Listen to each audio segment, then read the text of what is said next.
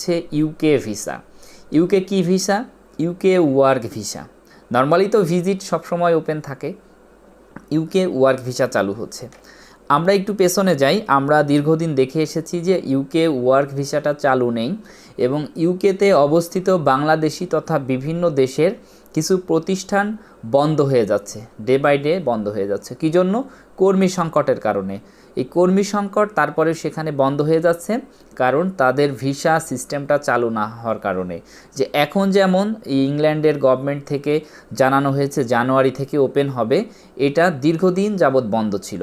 বন্ধ থাকার কারণে আমরা অনেকেই জানি বাংলাদেশি কিছু রেস্টুরেন্ট, কিছু হোটেলও বন্ধ হয়ে গিয়েছে। পাশাপাশি ইউকের অনেক হোটেল, গ্রোসারি শপ সহ বিভিন্ন প্রতিষ্ঠানে কর্মী সংকট, তারা কর্মীর অভাবে সেই প্রতিষ্ঠানটা সক্রিয় করতে পারছে না বা সঠিকভাবে চালাতে পারছে না। তো এই সকল প্রতিষ্ঠানে গভর্নমেন্টের কাছে রিকোয়েস্ট করে বা তারা আবেদন জানায় যে তাদেরকে যদি আবার নতুন করে কর্মী নেওয়ার সুযোগ দেওয়া হয় তাহলে তারা এই প্রতিষ্ঠানগুলো ভালোভাবে চলবে বা চালাতে পারবে।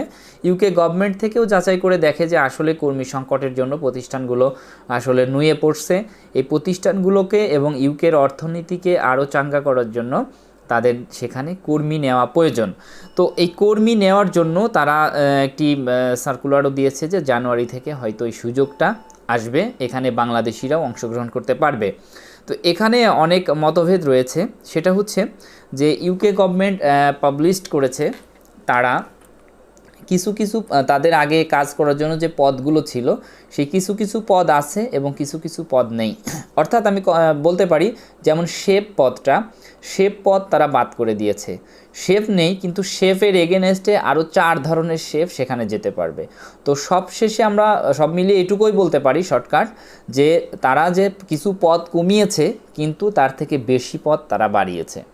তো আমার এখানকার তথ্য মতে যে প্রায় 500-র উপরে তারা সেক্টর বা পদ বাড়িয়েছে। 500 কিন্তু জন না, 500টা হচ্ছে সেক্টর। যেমন বলতে পারি যে ম্যানেজার, আগে যেমন ম্যানেজার ছিল না, এখন ম্যানেজার নিবে। তো এই রকম 500 ধরনের আপনার ডেজিগনেশন বা পদবি বাড়িয়েছে তারা এবং এই 500 পদবিতে প্রচুর মানুষ সেখানে কাজ করতে পারবে। আশা করি ক্লিয়ার করতে পেরেছি যে জানুয়ারি থেকে আপনার ইউকেতে নতুন করে কর্মী নিবে এবং সেখানে 500-র অধিক আপনার পদে বাংলাদেশ থেকে বা অন্যান্য দেশ থেকে ইউকেতে কর্মী যেতে পারবে। তো আশা করি ক্লিয়ার করতে পেরেছি এই পর্যন্ত।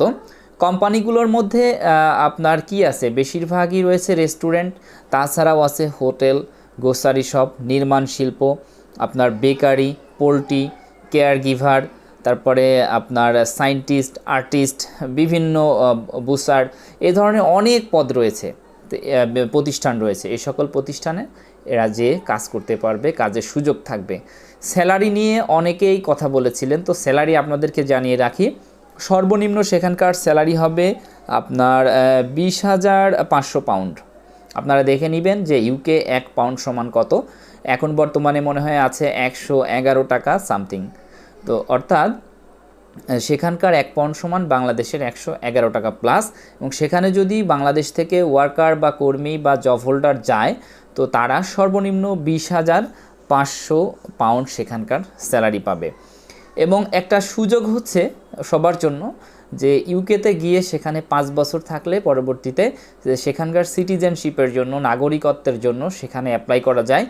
এবারের সার্কুলারেও সেই সুযোগটি থাকছে, তবে কিছু নিয়ম রয়েছে যে সেখানে আপনারা যদি সিটিজেনশিপ নিতে চান, নাগরিকত্ব নিতে চান, তাহলে অনেক ফর্মালিটিসের মধ্যে একটি হচ্ছে আপনাকে ব্যাংক স্টেটমেন্ট দেখাতে হয় 30,000 পাউন্ড।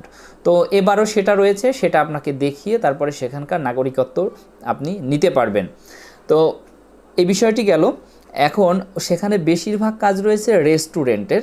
আমি একটি তথ্য মতে বলছি যে সেখানের প্রায় 3% রেস্টুরেন্ট সেখানে আবেদন করেছে নতুন করে কর্মী নেওয়ার জন্য। 3%-এ প্রায় আপনার 30-32 হাজার আপনার কোম্পানি রেস্টুরেন্ট হয়ে থাকে যে তারা আবেদন করেছে, তাদের রেস্টুরেন্টগুলো অকেজ হয়ে যাচ্ছে কর্মী নেওয়ার জন্য। তো সেখানে এই আপনারা যদি চান, যারা যাওয়ার জন্য আগ্রহী, রেস্টুরেন্ট সেক্টরে আপনারা আরও যেগুলো বললাম, আপনার গ্রোসারি শপ, নির্মাণ শিল্প, বেকারি, পোলট্রি, কেয়ার গিভার বলতে নার্স, তারপরে সায়েন্টিস্ট, আর্টিস্ট, বুসার, এই সকল প্রতিষ্ঠানে আপনারা যেতে পারবেন। এখন যাওয়ার জন্য এলিজিবিলিটি কি বা আপনার কি যোগ্যতা প্রয়োজন, এটা আপনার জানা খুবই জরুরি। এখন যোগ্যতার আগে আপনাকে আরও একটি জিনিস জানতে হবে, আপনি যে কোম্পানিতে যাবেন সেই কোম্পানির যোগ্যতা কী প্রয়োজন। তো এটা আমি একটু অন্য দিকে চলে যাই, সেটা হচ্ছে ইটালির বিষয়ে যাই। সেটা হচ্ছে আমরা দেখেছি ইটালি সিজনাল এবং নন সিজনাল ভিসায় ওয়ার্কার নিচ্ছে, সেখান থেকে বাংলাদেশিরাও আবেদন করতে পারবে। তো আবেদন করতে গিয়ে আমি কিছু সিস্টেম দেখলাম, সেটা হচ্ছে ইটালির সকল কোম্পানি সেখানে আবেদন করতে পারবে না, অনেক জটিলতা রয়েছে। একটা কোম্পানি চাইলেও এই জটিলতার জন্য আবেদন করবে না। সেটা হচ্ছে একটা কোম্পানি যখন আবেদন করবে, সেই কোম্পানির দেখতে হবে যে সে তার ট্যাক্স পে করেছে কিনা, তার ট্যাক্সে কোনো ঘাটতি আছে কিনা। এরপরে দেখবে যে ট্যাক্স পে করেছে, ঠিক আছে, তার সকল পেপারসগুলো ঠিক আছে, সবগুলো আপনার নবায়ন করা আছে, কিন্তু বিগত 6 মাসে সে কোনো কর্মী ছাঁটাই করেছে কিনা। যদি কোনো কর্মী ছাঁটাই করে থাকে তাহলে সে আর নতুন করে কর্মী নিতে পারবে না, এটা ইটালির ক্ষেত্রে। আবার যখনই একজন আর আপনার হয়ে যাবে, আপনার নুল্লাউস্তা পাওয়ার আগে দেখবে যে এই একজন ব্যক্তি 2জন ওয়ার্কার নিতে চাচ্ছে, 2জন কর্মী নিতে চাচ্ছে, তার বাসার মেডিকেল হবে। আমরা দেখেছি কর্মী যেতে হলে তা একজন মানুষের শরীরের মেডিকেল হয়, কিন্তু সেখানে তার বাড়ির মেডিকেল হবে, যে তার বাড়ির পরিবেশটা কেমন, সেখানে গিয়ে একজন ওয়ার্কার থাকতে পারবে কিনা, কোনো ধরনের কোনো প্রবলেম আছে কিনা। তো এইগুলো যদি সেই মালিকের থাকে, তারপরে একজন মালিক আবেদন করে মূলাস্ত নিয়ে সেখানে ওয়ার্কার পাঠাতে পারে। ঠিক সেই রকমই আপনার এখানেও যে একটি কোম্পানি, যে কোম্পানি আবেদন করলো যে আমার 2জন লোক দরকার, তার এগেনস্টে বাংলাদেশ থেকে 2জন সেখানে অ্যাপ্লাই করলো বা অন্য দেশ থেকে অ্যাপ্লাই করলো, এখন সেই কোম্পানির যদি সকল ডকুমেন্ট জেনুইন থাকে তাহলে ওয়ার্কার যেতে পারবে, যদি জেনুইন না থাকে তাহলে সেখানে যাওয়ার কোনো সুযোগ নাই। এটা হচ্ছে কোম্পানির যোগ্যতা। আর এখন আপনার যোগ্যতা কি? আপনার যোগ্যতা হচ্ছে আপনার যে কোনো কাজে অভিজ্ঞতা থাকতে হবে।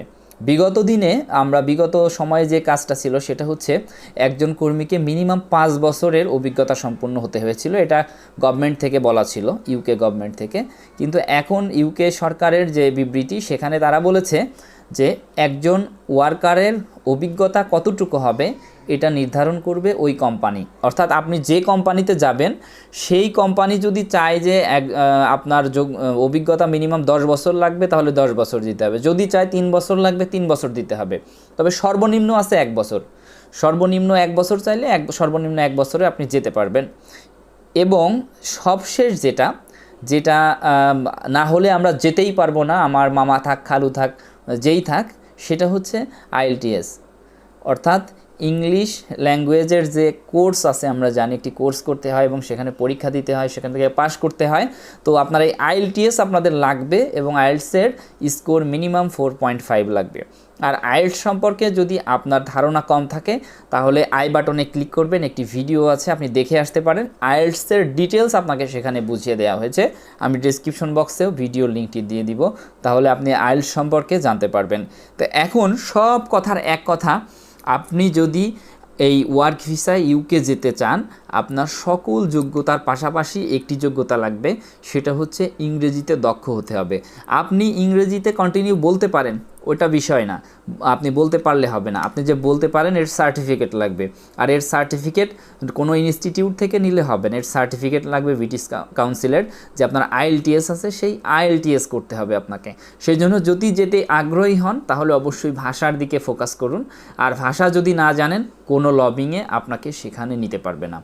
আর এছাড়াও যদি ইংলিশে আপনারা মোটামুটি দক্ষতা অর্জন করতে চান, আমার একটি ইংলিশের ল্যাঙ্গুয়েজের একটি চ্যানেল আছে, আপনার লিঙ্ক দিয়ে দিব, সেটাকে সাবস্ক্রাইব করবেন এবং সেখানে কন্টিনিউ স্পোকেন ইংলিশের কিছু তথ্য শেয়ার করা হয় এবং আপনাদেরকে কিছু মোটিভেশন দেওয়া হয় এবং স্পোকেন ইংলিশটা শেখানো হয়, আপনারা সেটা দেখে আসতে পারেন।